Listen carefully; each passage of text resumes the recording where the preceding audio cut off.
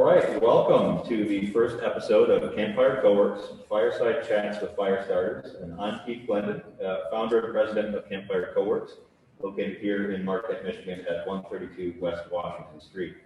Today's guests are Emily and Cole Williams, founders of a really cool new company called Slice of Sauce. Welcome, Emily and Cole. Thank you. Before we jump into the chat, just a couple brief introductions about Campfire Co-works. Some of you out there know that we began our journey in late February of 2020, which of course was a challenging time to start a business that had at its core a co-working facility. We have had to deal with the impact of the pandemic, of course, and as a result have not really had time to do a formal launch or a grand opening, although we've been grateful to hang on and continue because we believe this is really vital to the community and to folks like you and like ourselves.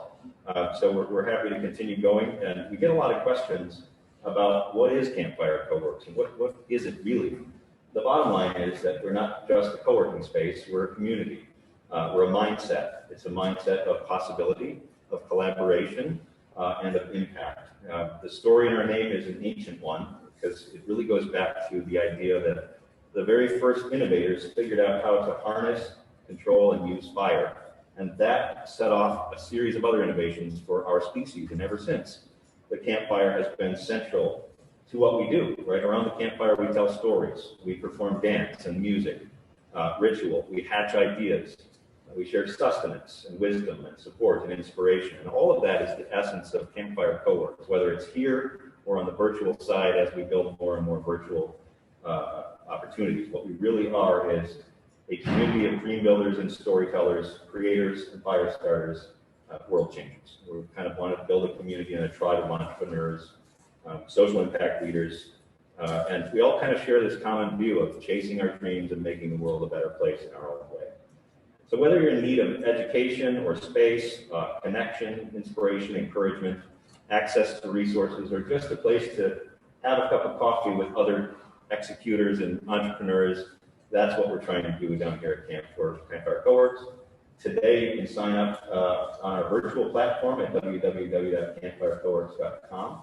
We will be rolling out more and more resources there to try and expand the ability to network and connect with resources and meet with one another outside of the walls of the campfire itself. And one other plug I wanted to mention before we get going, we are also a part of MATI, and MATI, you may have seen, the Masonic Art Theater and Innovation Group, is a new nonprofit here in Marquette that really is focused on offering the same types of things we do here, but throughout this giant building, which is a great legacy. It used to be the Opera House, and now it has a theater and lots of performance space and rental spaces available for all sorts of opportunities, whether a place to practice, create, perform. There's a 250-seat British-style theater upstairs, complete with a stage. A lot of people, I grew up in Marquette, and I never knew that. It's got supporting AV equipment.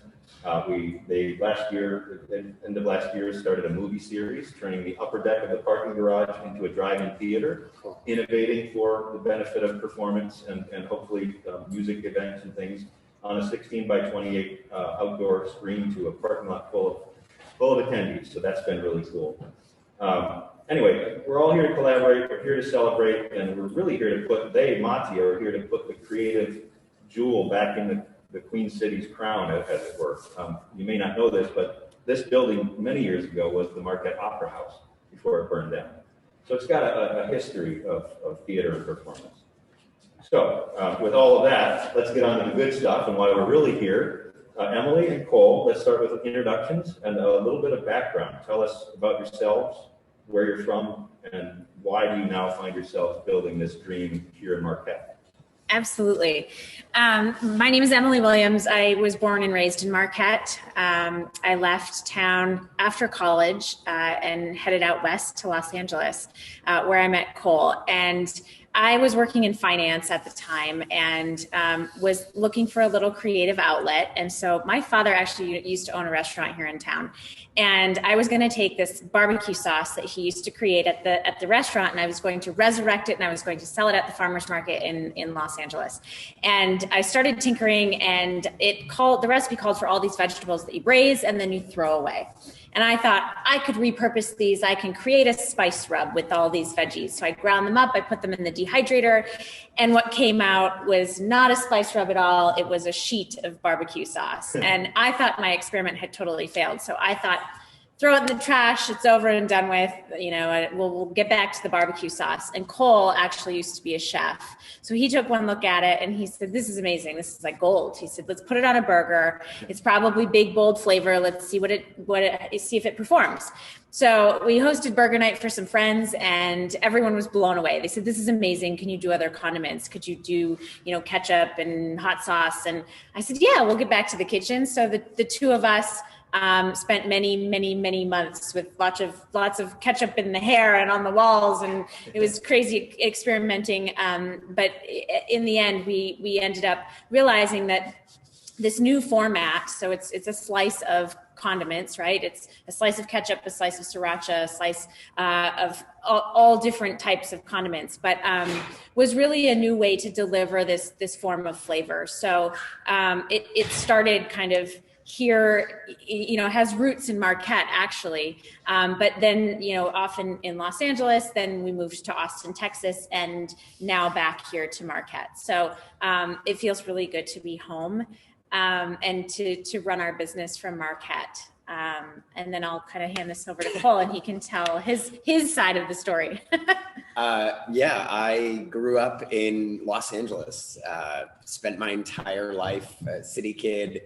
And when Emily and I met, she said, you got to come and, pass the Uper test. So I came up here to Marquette and stepped off the airplane and said, I never want to leave. I love this place.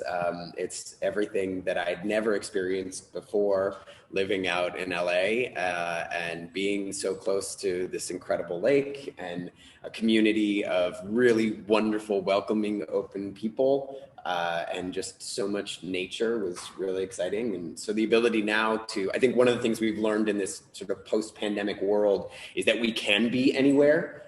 So being able to move our business here and split our time between here and Austin, Texas, is really great. And it's just really fun to, connect with like-minded folks like you guys here at Campfire. And, awesome. And we're glad to have you here. And also kudos for recognizing that, the mistake, the failure was an opportunity. And that's one of the greatest things about entrepreneurship and about entrepreneurs is that oftentimes something that would be looked at as a mistake to be thrown away becomes a tremendous idea. So thanks for recognizing that. Yeah.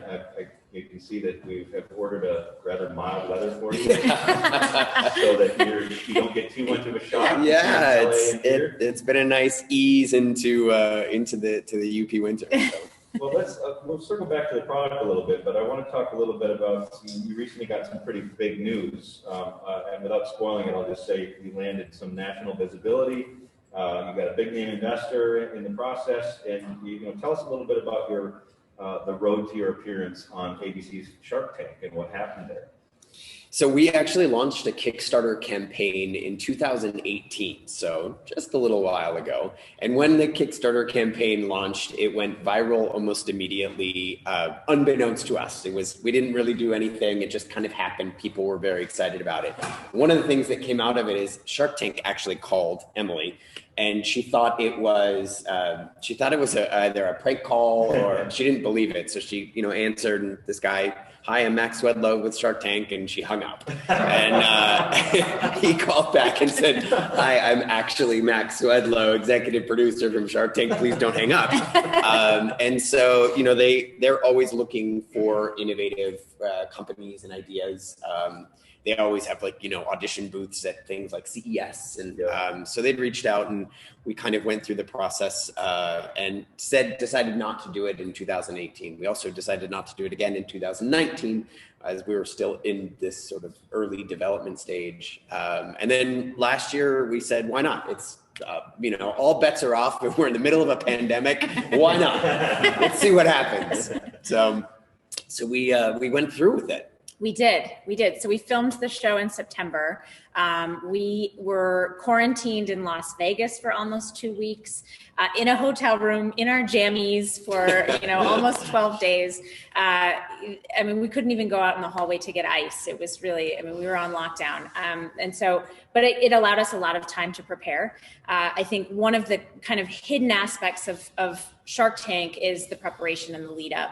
It's grueling. There's a lot that needs to be done to make sure that you are just ultra prepared once you walk on that set. And so that means understanding your financials. That means understanding your go-to-market strategy. That means understanding why you're on Shark Tank, why you're here, and what your goals are. And so those 12 days actually were really, really crucial and ended up being very valuable in terms of the preparation, but very interesting. And with all that preparation, you weren't, in the end, you weren't terrified at all going on. Oh, not at all. The best is that, there's cameras everywhere. And so you're always on camera, you're mic'd up, and you don't really get any time to actually go and spend any time on the set. So you're experiencing it in real time, as they're filming it. So you're trying not to look like, oh, wow. But we're standing behind the doors, the first set of double doors. And I'm sort of chatting with the PA who's, going to release us. And Emily looks at me and goes, I forgot my lines. What do I say? What do I say? And I said, all you have to do is say, hi, I'm Emily Williams, and then the rest will just flow. They were chatting about cars. Yeah, and I said, focus. We need to focus. And then I looked up, and of course there was a camera there. And then I got, even more terrified that they were going to film and air that. And once you walk into the tank, what you see is what you get. I mean, there's only one take. They don't let you, there's no do-overs or mulligans. It's, they say go and it's go time. So it basically, was Campfire Cohorts is exactly the same thing. Although we're not standing on the carpet, which, the famous Shark Tank carpet. The grass. Yeah, we have a little grass here. Yeah, exactly. We get to sit as opposed to stand there. My knees were like shaking the whole time. But I think when we walked out and when I was able to sort of process what had just happened, and I'll get to kind of the end result in a second, but it was a lot more fun than I thought it was going to be. I mean, I really enjoyed myself, and the sharks were really very kind for the most part. I mean, they want to be tough because they're investors and they want to make sure that you really understand your business. So I think, but I was really surprised at how much fun we had. And so you must watch the episode. The segment is available on Hulu and on abc.com. But I will, spoiler alert, we do make a deal with Alex Rodriguez. And that was just, the cherry on top to the entire experience. He's amazing. He's a very visible, obviously, investor in, throughout many different verticals. So he invests in real estate, he invests in CPG, consumer packaged goods is CPG. But it's just really exciting to be on the forefront of something that's, we're change makers. We're doing something that's different. To have Mark Cuban say, this is a really good idea. I mean, we couldn't have hoped for a better outcome. Yeah, that's great. And what a clever way and a creative way to get A-Rod's signature. Yeah, exactly. Did he share with you why he jumped in with you? What was cool about your idea? I was thinking it's because he's tired of spilling his ketchup and mustard off of his ballpark Frank when he's watching baseball. But did he share with you at all what stood out and why? Yeah, I mean, he says in the episode, one thing that really stood out to him was this mess-free convenience, and that, he and Jennifer are always on the road and they have 4 kids and they're, they're here, they're there, they're either at concerts or games or, whatever it is. And this mess-free convenience really hit home for him.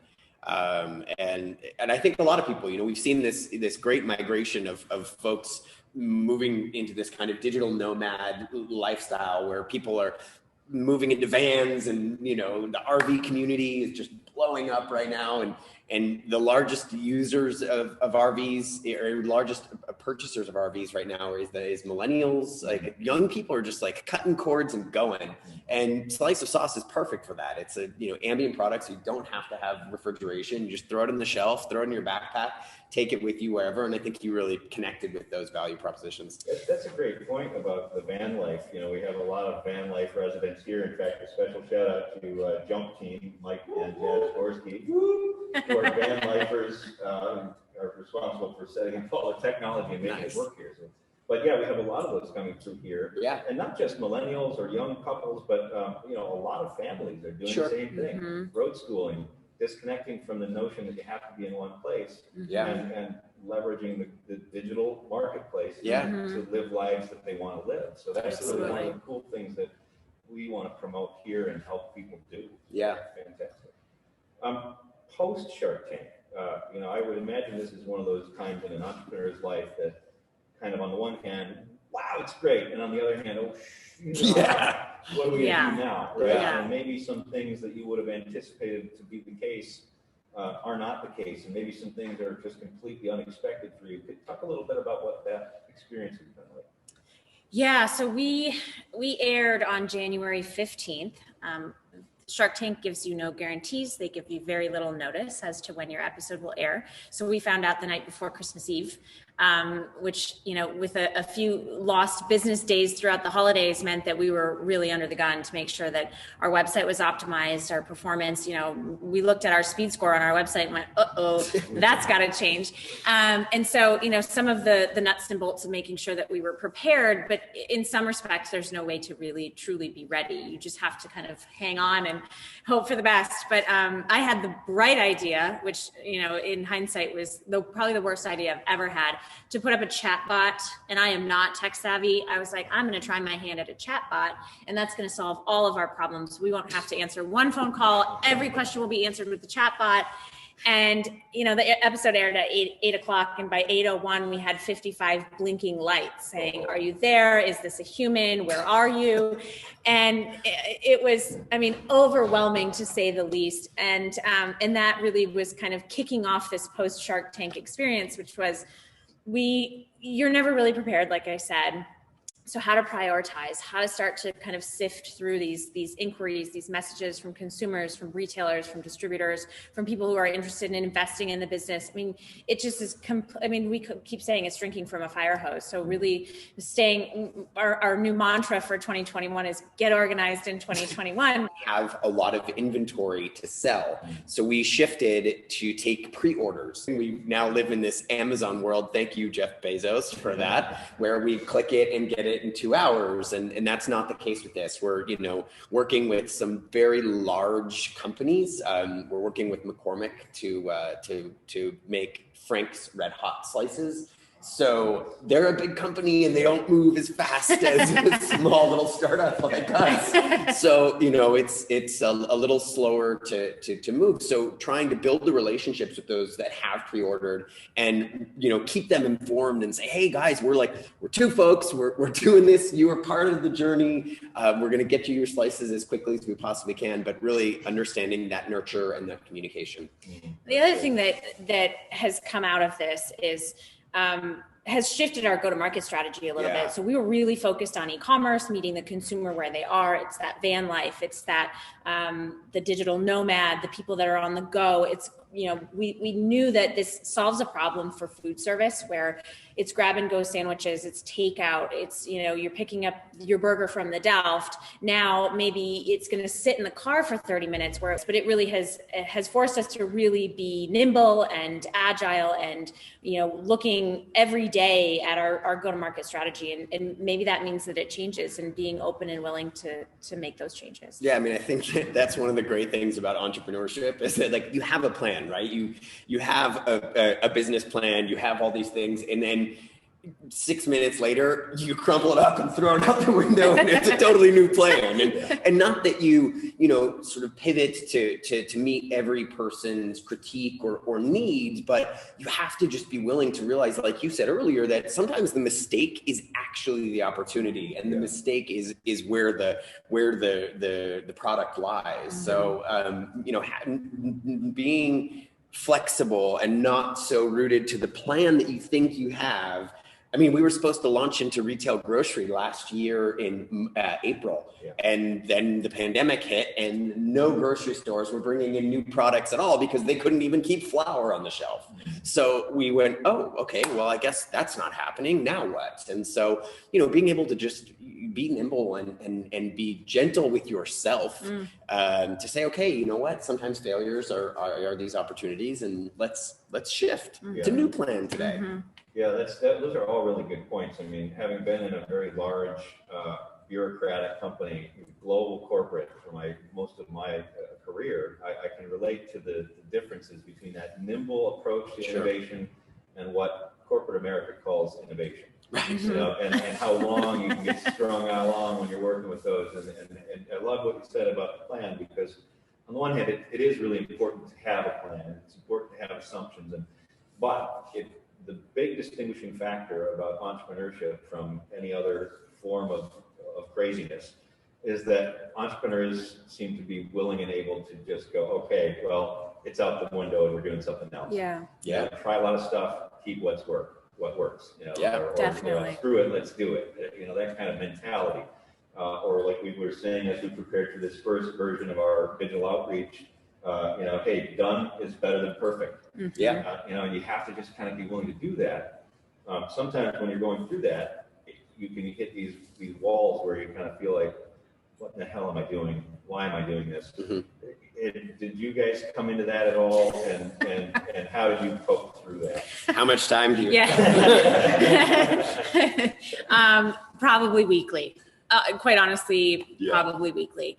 It's a wild roller coaster, and the highs are really, really high. They're so good. And the lows are really, really low.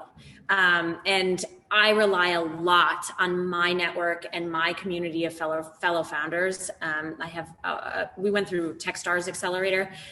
So I said I'm not tech savvy. I'm a little more tech savvy because of Techstars. I'm very grateful to that accelerator program. But we participated in that program in Austin, and there were 10 companies total. And all of the founders were just extraordinary entrepreneurs. And one in particular I've stayed very, very close with. And she's been invaluable. She's in a totally different industry. Most of the time when she's telling me about her company, I have no idea what she's talking about. But even with all of the differences, we have this core overlap of going through the highs and the highest of the highs and the lowest of the lows, and just being able to have somebody. And so I think that again comes back to Campfire. So invaluable to have a network and a team of people that you can turn to and just say, it's one of those low days, because they are inevitable, and it's going to happen. And the most successful entrepreneurs are just the ones that don't quit. I think that is the biggest thing that I've learned, is that we just can't quit. We just won't quit. I'm so glad that you have your friend Katie as your rock. I have my husband is also my rock. Great to know that. Really awesome to know that you have Katie. I thought that one was obvious. The less obvious. And that is a third party observation is that is something I've noticed in you, and in, I mentioned earlier, Jump Team, Jasmine and Mike, they have said, like, they even have a pact where both of them can't be down on the same day. Like, if you're feeling having that network, whether it's your partner or a community like Campfire, or friends who are in entrepreneurship, is so crucial. You mentioned accelerators. For those that might not know what that's about, can you talk a little bit about your experience in an accelerator? What is an accelerator? What is Techstars all about? Absolutely.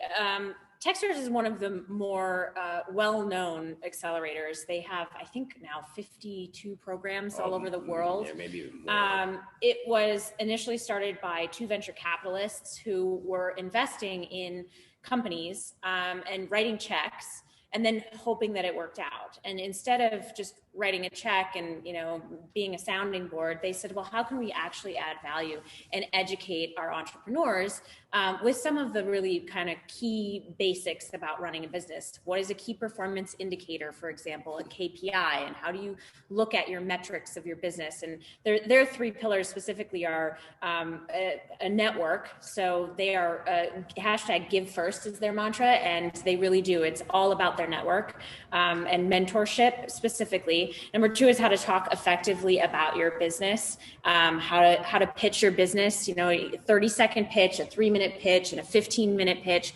What does that look like depending on the different businesses? And then how to run a metrics-based business. So what metrics are important? So our accelerator experience was incredible, and I would do it all over again in a heartbeat.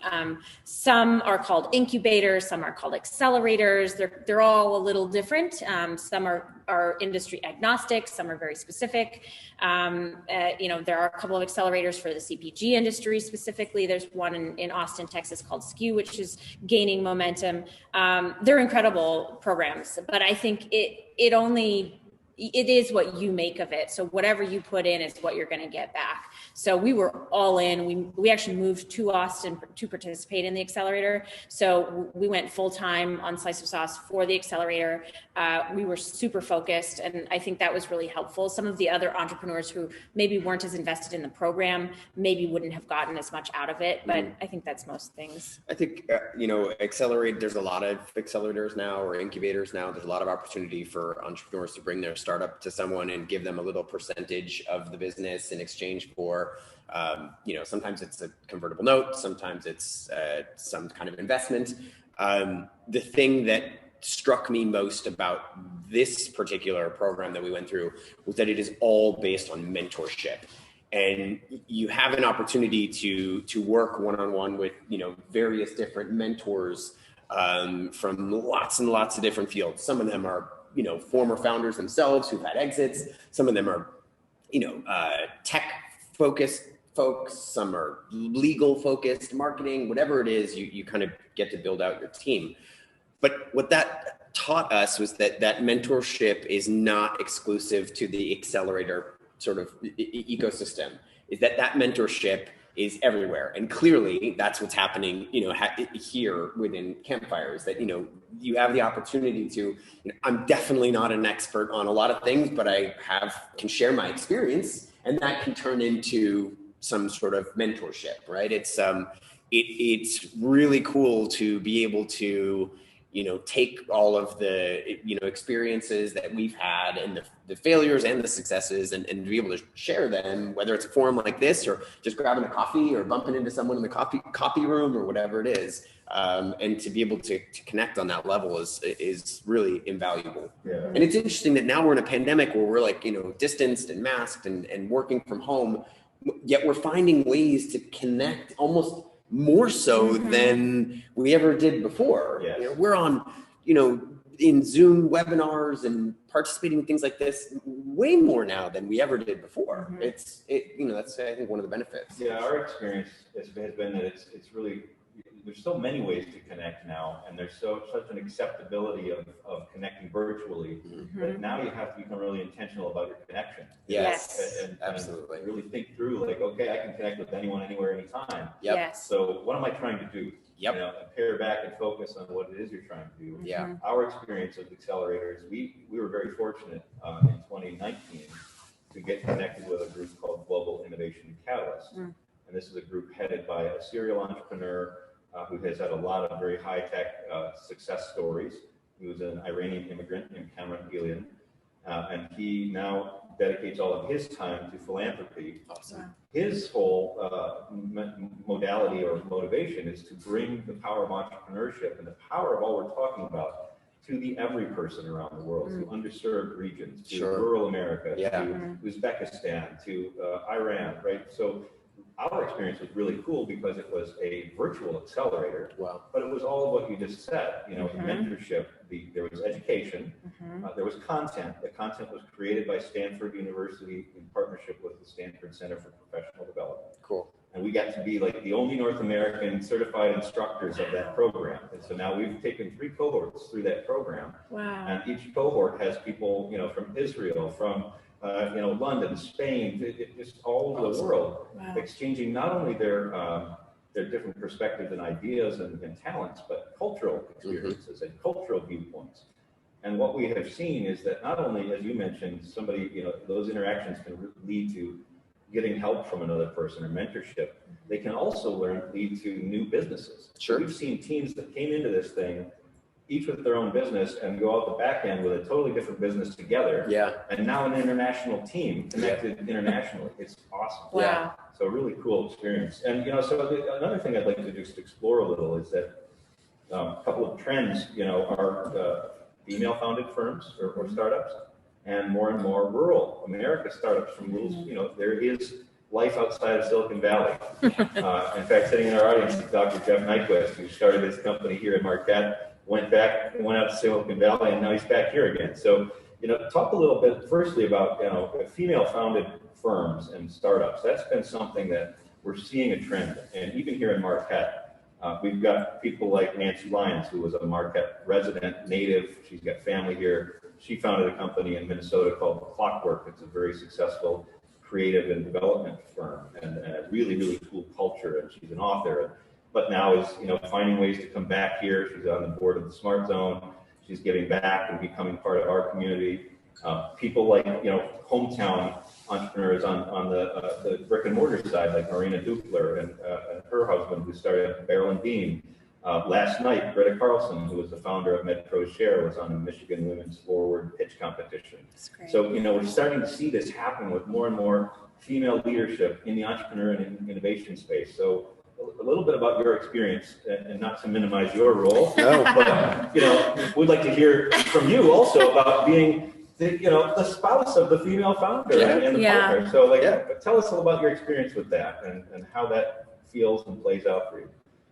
Yeah, it's interesting. Sometimes I feel like we shouldn't need to talk about it, quite honestly. Why do we have to highlight a female founder? It should just be a great founder. But the reality is that we are underserved, and we don't have access to as much capital as male founders. I mean, if you're looking for venture capital, 2% of all venture capital goes to female founders. It's horrific. So it needs to be talked about. We need to have the conversation. We need to keep having the conversation until it changes. So, and sometimes, in talking to companies like McCormick, they say, okay, well, where's the founder? Well, it's me. I'm a woman, and I own the majority of this business. And I think in a lot of respects, it's thrilling. I mean, it's exciting to be part of the new, wave of founders. And we can, I was having a conversation with a gentleman who said, do women really want to be garbage men? I said, yes, we do. We want to do it all. We want to do it all equally. So it's, I think it's an interesting time to be an entrepreneur, and it's very exciting. And I think we're going to see a lot of change in the next year to 3 years, especially on the funding front. And then the rural aspect, I actually think that's harder. But maybe now, because this digital shift has happened so rapidly because of the pandemic, it might be easier. And I think that old kind of stigma of like, you have to go to the Bay Area if you're going to raise any money. You have to be in New York City, or you have to be in San Francisco. And I think that's changing rapidly. We raised money out of Utah from some folks that we didn't meet in person. And I think a year and a half ago, that wouldn't have happened. So it doesn't matter if you're in Seney, Michigan, or if you're, in the heart of San Francisco. There's access to capital, there's access to resources. I think it's easier now than ever to launch a startup, a company, a brand, an idea, wherever you are. And if you are in Seney, Michigan, watching right now, hand out a we would be happy to help you out. And Cole, what's that been like for you? What's your thought? I think that Emily said that there's, the sort of spotlight is being shown on, you know, female and minority owned and founded businesses right now. And it needs to be brighter. I think there's a lot of conversation. I think we're at the very beginning stage of it. In a lot of ways, I just think that there hasn't been the infrastructure to find or to support female founded or minority founded businesses. And so now everybody, I mean, we were at a call with a venture firm yesterday. We had a pitch and they said, yeah, 5% of our companies are female founded or minority founded. And we're like, 5%? That's it? Oh my gosh. And he said, yeah, we're shifting that so that this year it will be 95% of all of the checks that we write will go to. And we're like, that's amazing. And there's no reason why firms can't make that shift that quickly. There are brilliant people everywhere in this room. There are brilliant ideas. It's just that there's been this sort of old way of doing it. And I think one of the benefits of the pandemic is that all of those old ways are just being thrown out the window, and that you have to pivot. You have to be open to innovation if you want to survive in this new normal. And yes, we will have vaccines, and yes, COVID will be a different thing, and we will all be, you know, eating in restaurants and you know, celebrating again at music festivals like Hiawatha one day again soon. But this new sort of digital experience that we live in, the connectivity, that's not going to go away.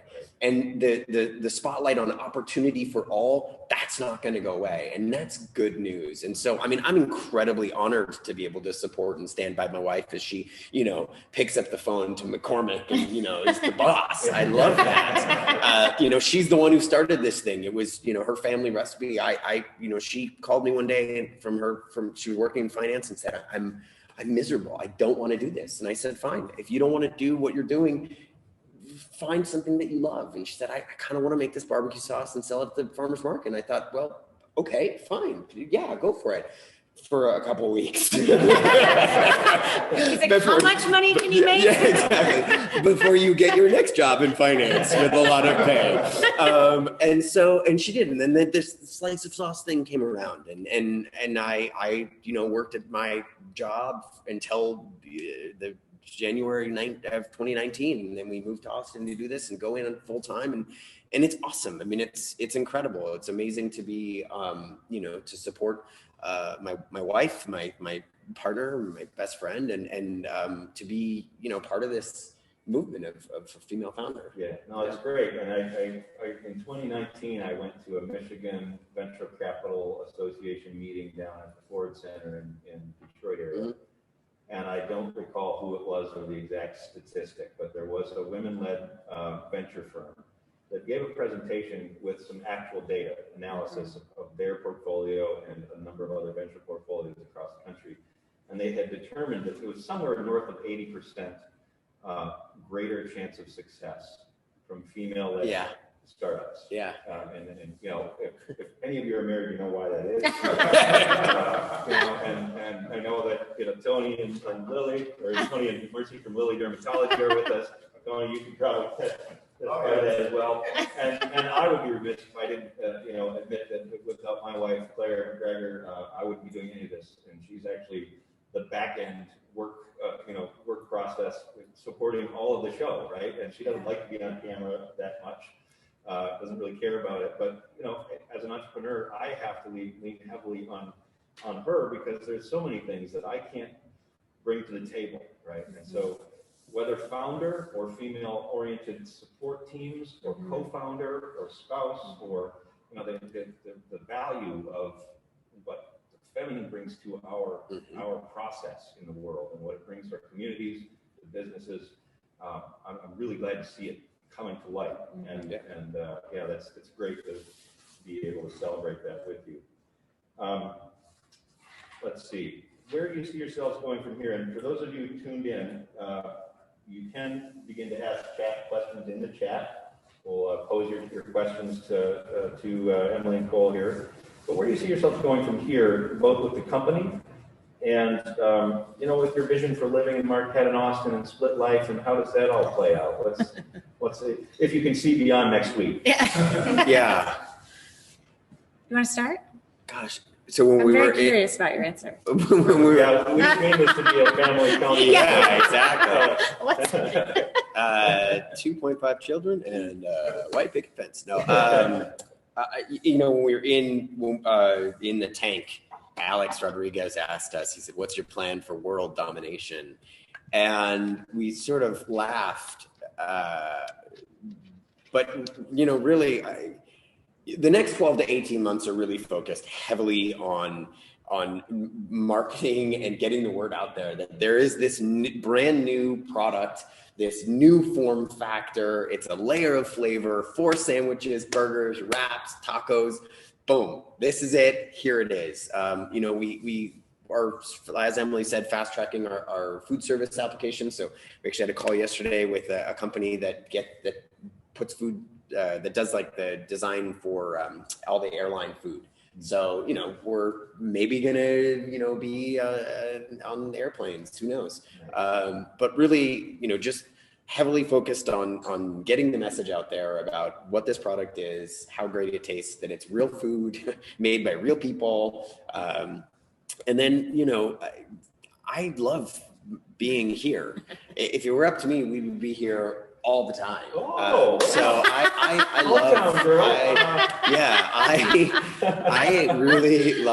love Marquette. I went fat tire biking for the first time last week and just loved it. We've been, cross country skiing and now trail running, and it's an incredible place, whether it's snowing or the sun is shining. It's really a magical place. So I think we'll spend a lot more time here, but our business is still technically located in Austin. That's where our headquarters is. Our headquarters is a mailbox, but so we'll be, we actually, the company that we manufacture our slices with, they're located in Austin as well. So we spend time in their office and go back and forth. But long-winded way to say, hopefully spending a lot more time here. And do you envision this venture giving you the potential or the opportunity to create opportunities for others in the UP long term, whether it's with this venture or a springboard to others? Yeah, absolutely. I think, as with most entrepreneurs, if you ask them, if they have other ideas in the works, it's always yes. Yeah. And so I do have visions of what that could look like in the community here in Marquette. As it relates to Slice, we've even talked about moving our manufacturing here. Currently it's in Mexico for a few different reasons, but that also has its challenges. So import, export is not easy, and it would get you a real deal on a manufacturing facility. Let's talk. Let's absolutely talk. We've explored that, and we've actually gone as far as looking at real estate in town, and because I think that's a very viable option. Yeah. There's a really central distribution hub in the Midwest where we could get our product out pretty easily if you have a physical product like that. So there's definitely, I think lots of ways that we'll be building out the business here. I think as a Youper born and raised, and I've paid my snowy dues, I still like the sunshine every once in a while. So that's, I think, part of what we do when we go back to Austin is we kind of bask in the sun for a few minutes, and then we're recharged and we can come back here. And but I've fallen back in love with Marquette. When you're 18 and you have the big bad world out there, you want to go explore a little bit, and but then I think it makes it that much sweeter when you come home, because Absolutely. There's nothing like Marquette. I mean, the same people, the natural wonders that we have right out our front door is just incredible. So yeah, it is more time spent in the UP for sure, and exploring more of the UP. I think when I was growing up, it was like you got in the car and you went across the bridge and you went downstate. But because Cole is a transplant, we've been doing a lot more exploring of kind of the wild terrain that is the UP, and that's been really fun too.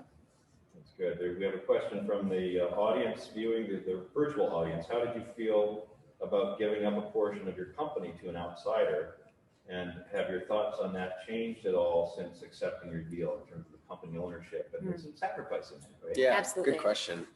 We've raised money before Shark Tank, and so our first foray into giving up equity was with what we call friends and family round. So we raised enough to keep the business afloat, which we had anticipated would be 12 months.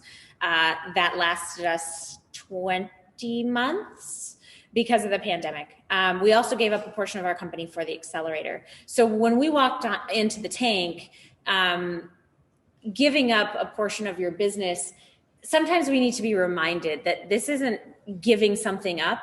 We're getting something and they're getting something, and it's an equal trade. And that's how you arrive at a valuation and all of those kind of technical, business terms. But really it's that my business is worth X amount and you're going to give me X amount of dollars, and then it's an even trade. So it doesn't feel like I'm giving anything up. It feels like I'm gaining something. And especially when you're talking about an investor like Alex Rodriguez, I mean, there's just his exposure and his visibility is worth its weight in gold. I mean, even appearing in the tank alone, they actually used to take 5% just to appear on the show, which they have since done away with for good reason. But even that, I mean, it's worth it. It's worth it. You're in front of 5 million people, and then it continues to air, and it's always getting replayed, and it's invaluable. So it's the one thing I would it. say is that anytime you sell equity of your company, there has to be a value add to that, right? So like in the beginning, we raised friends and family round. It was, the folks that were our early investors, they were really just our cheerleaders that, were there to support us. But now as we go out and we raise additional capital, it's always about trying to find folks that really, bring something to the table. And sometimes you just need a check. You just need to, be able to pay for your inventory or whatever it is. So, sometimes you don't have the option to be as choosy, but really trying to look for people that, maybe they're not an operator themselves, but they have a really great network that you can get to someone else, through is really important. So just being really hyper aware of who you're selling your equity to, and understanding the terms of that, which when we first started out on this thing, we didn't really understand what all that meant, but now we're much more seasoned. There's an amazing book that I highly recommend every entrepreneur to read called Venture Deals: How to Be Smarter Than Your Venture Capitalist and Your Lawyer. I think it's the 4th edition out now. It is a quick read. It is entertaining, and it's like raising money for dummies, but it's awesome. And I think I've read it 3 or 4 times. It's like the Bible. We even did an online course around it, and it's just awesome. We go back to it time and time again. It's a great resource, and just it taught me about what a term sheet was, and how to if someone wants a board seat, one of the things, like, we didn't talk about board seats in our negotiation with Shark Tank, and then we get our term sheet from Alex, and there's like all these things about different board seats and all these, and we're like, wow, gosh, we didn't talk about this. Now we have to have that conversation. So and it's interesting that we talked earlier about how the pandemic and remote working and things has changed and disrupted the norm when it comes to venture capital. Another thing that is changing right now is, when I went through high school, and when you went through high school, probably nobody ever told you about how to raise money from venture capital. Yeah. Probably nobody ever exposed you to the idea that there was a way to take your idea and create something out of it. Mm-hmm. Yeah. Right. And had we learned about that at a younger age, maybe we would have been in a different place. Maybe we would have created something that.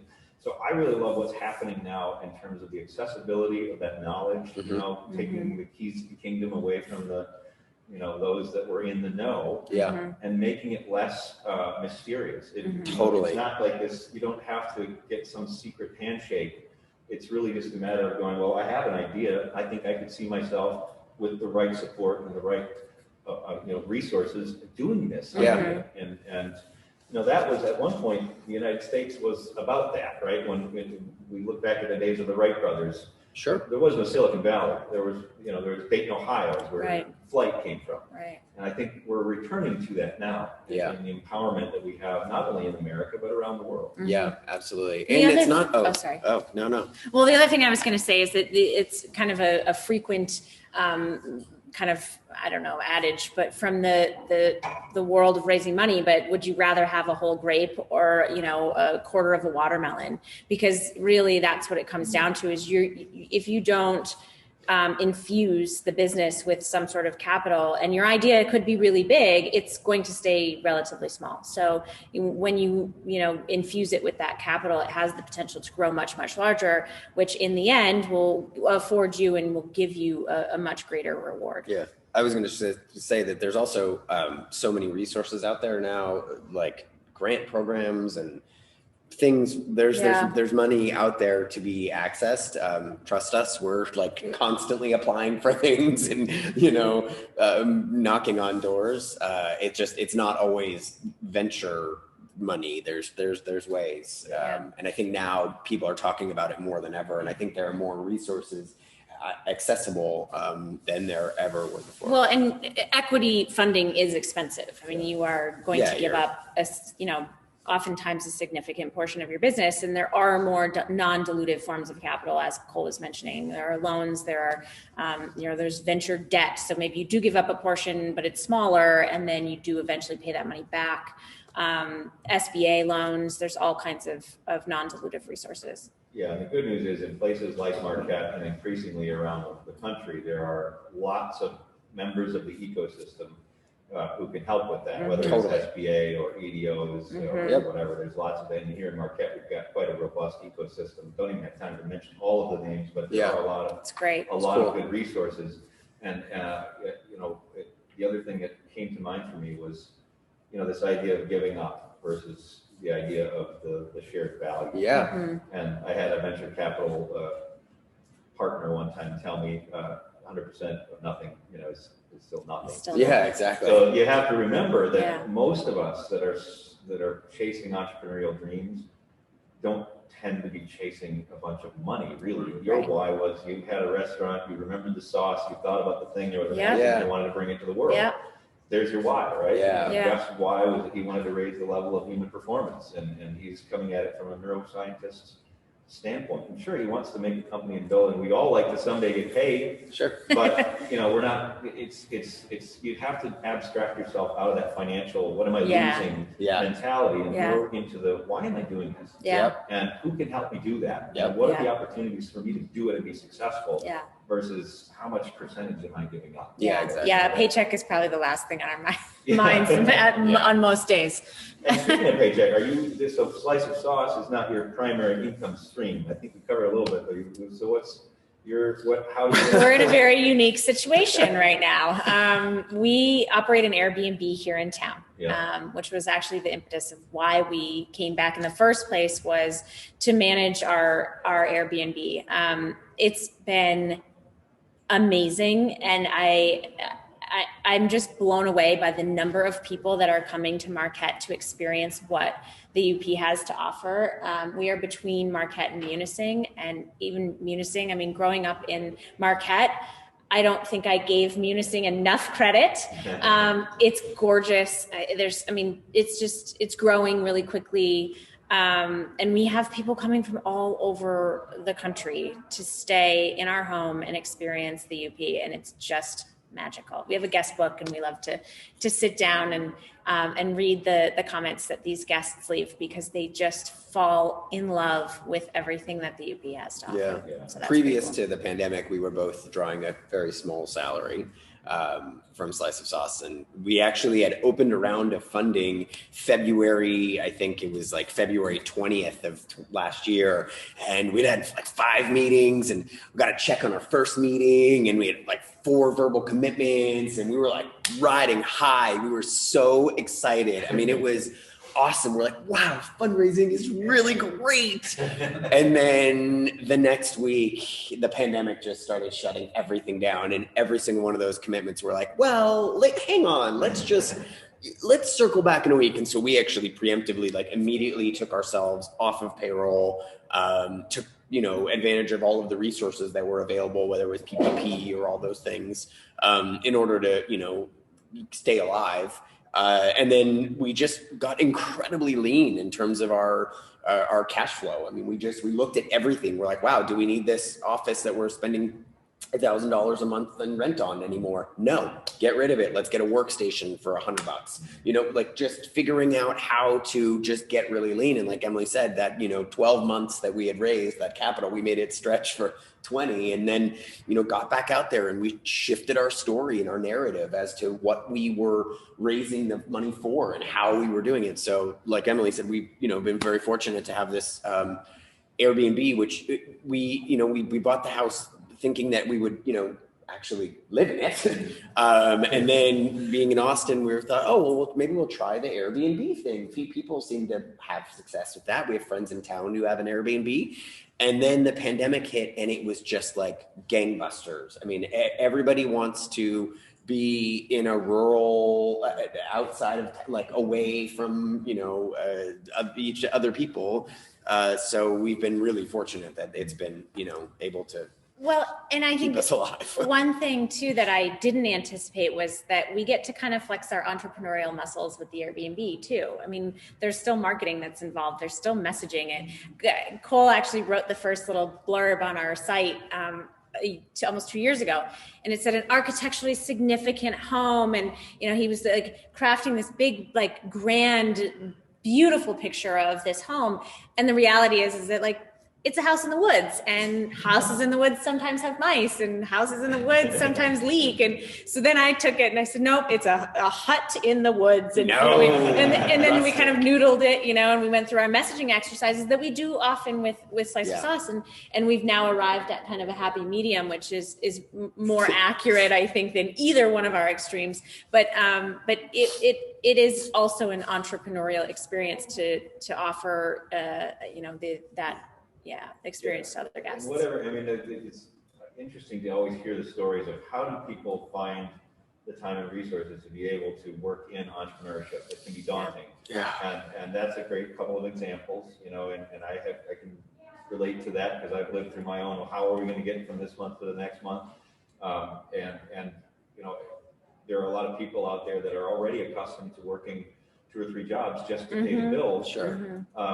But even at that level, we have these new and unique opportunities for whether you're a student or you're in an early career or you lost a job, to look at, how can I take advantage of all these structures that are now in place and the possibilities, so that maybe rather than working 2 or 3 jobs to just get by, I can get to a place where I'm now working on a project that maybe it's not millions of dollars worth of a business just yet, but it gets me working on something that's the seed of something more. Absolutely. And so I think it's really great. There's also amazing platforms now that have never existed before, like Shopify and Etsy and House and all these, these marketplaces where, somebody who makes bracelets can, sell them. It used to be just the farmer's market or the local craft fair. Now it's, you can sell to the world. And the internet is it can be a very good thing. Yes, absolutely. And, those are great examples of how you can start the ball rolling. Yeah. Maybe generate enough revenue to then go, okay, well, now what? What would I like to do next? Absolutely. I spoke to a young couple of folks that are wannabe entrepreneurs, getting started. They're students just on their way, and they have a really big lofty idea, and then they had a much smaller idea. Yeah. And they're like, with this smaller idea, we're not really sure. And I'm, no, that's a great place to start. Yeah. And Ian and Danny, if you're out there watching, we'll get you connected with Cole and Emily. They have an idea in the food space also. Wonderful. It has some parallels to yours. But those are examples where if you look around yourself and find some small problem that wouldn't take a lot of money to experiment with, and come to the resources that you have at your disposal, try and think about your mentoring right now, where you can get started with entrepreneurial. It doesn't have to be this big scary thing. Yeah. Right. Absolutely. My first entrepreneurial outlet was probably car washes, or cleaning people's houses, or what. When I was a kid, doing small things like that, lemonade stands. But it starts with that spark. How about the studio audience? Anybody have any questions before we? Okay, I just wanted to give everybody an opportunity. Yeah, of course. Let's go back to the product itself for a minute. Yeah. And tell us again a little bit about the manufacturing process, how you make it, what the ingredients are. Maybe just hold up a demo or share what you'd like. Yeah, so for the folks at home, so slice of sauce, it's 8 slices in a little resealable pouch. It's just like a slice of cheese. So it's separated by a little piece of parchment paper. It's a unique process that we have developed that includes some dehydration. We chose to go the way of trade secrets as opposed to patents. People often ask that question. Main reason is patents are really expensive. They're really expensive to defend. The second thing is that when you write a patent or you're granted a patent, you disclose everything. So the entire process is disclosed, and then somebody can come along, change 5% of it, 10% of it, and then boom. So it didn't make sense for us, especially in the early stage where we don't have the money to pay for it and defend it. And then also we're changing things all the time. I mean, this formulation for ketchup, formulation is a fancy word for recipe. For ketchup has changed, I don't know, 100 times, if not more. Luckily, the sriracha has been pretty much on since the beginning. But you know, when you take something from a small commercial kitchen and then you try to make hundreds and hundreds of pounds of it, it changes. And even though it worked in that 5-pound batch, when you take it to 500 pounds, it's things, chemicals.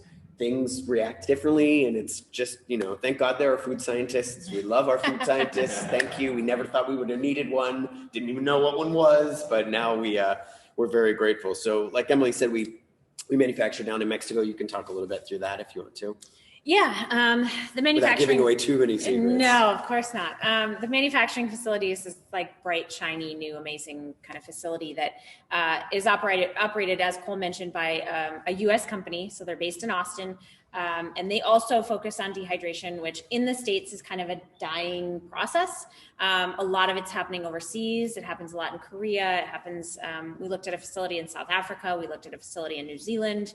And we're really grateful that we could find something a little closer to home. Mexico's still, not the UP, but it's working for now. And they have a ton of capacity, so we can manufacture as much as we need.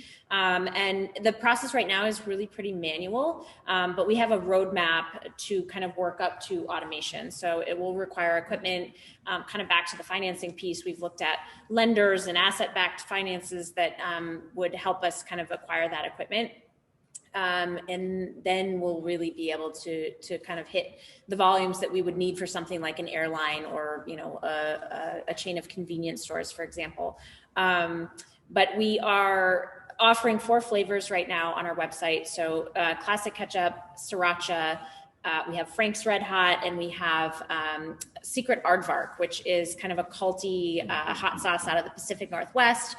We actually just appeared on Drew Barrymore's Drew's News on Monday, and she highlighted Sean Evans, who is the host of Hot Ones. He has celebrities on his show, and they all eat hot wings with these like deathly hot sauces, and it's very funny and very clever. And they asked Sean Evans what he thought about slices of hot sauce, and he said that there's been very little innovation in hot sauce. He said the only thing really has been the Tabasco drip bottle, but in terms of quality control, where you're talking about a uniform layer of heat, he's like, I'm all in. I'm super excited about it. So that was a really great little shout out that we got this week. But the 4 flavors to start, and then we have some really exciting plans to do some limited edition drops on TikTok.